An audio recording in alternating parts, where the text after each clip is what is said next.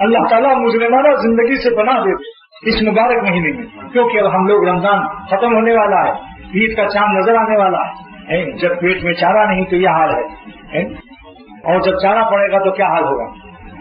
جب پیٹ میں چارہ نہیں ہے اس وقت تو یہ حال ہے۔ اس لیے ہوشیار ہو جائیے، شیاطین کھلنے والے ہیں عید کی چاند کو، عید کی چاند کو، عید جس دن چاند نظر آئے گا شیاطین کھل جائیں گے۔ بغیر دشمن کے تو آپ دشمنوں کے اعمال کو اختیار کی ہوئی، جب دشمن بند ہیں شیاطین، پھر بھی جو بد نظری اور گناہوں سے باز نہیں آ رہا ہے تو دشمنوں کے کھلنے کے بعد کیا حال ہوگا؟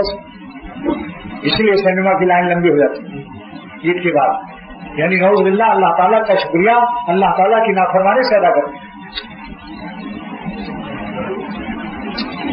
کیا مزہ ملتا ہے، کاش کی اللہ پر ایمان لاتے ہم لوگ کہ ہر نافرمانی سے زندگی تلخ کر دینے کا اعلان ہے۔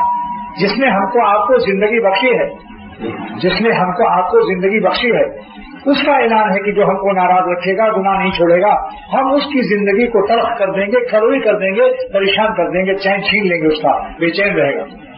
فَإِنَّ لَهُ مَعِيشَةً ضَنكًا، اور جو ہم کو خوش کرے گا اور اپنی خوشیوں کو قربان کرے گا، آگ لگا دے گا اپنی حرام خوشیوں میں، تو ہم اس کو حلال خوشی اتنی دیں گے کہ جو جنت کی رش کی جنت زندگی ہے اور جس پر ہمارا لام تاکید بانوں نے ثقیلہ لگا ہوا ہے، کیا ہوگا؟ فَلَنُحْيِيَنَّهُ حَيَاةً طَيِّبَةً، ہم اس کو بڑی بالطف سے زندگی دیں گے۔ جو زندگی کا خالق اور مالک ہے وہ بالطف مزیدار زندگی کا وعدہ کر رہا ہے اپنی فرمانبرداری کی راہوں سے۔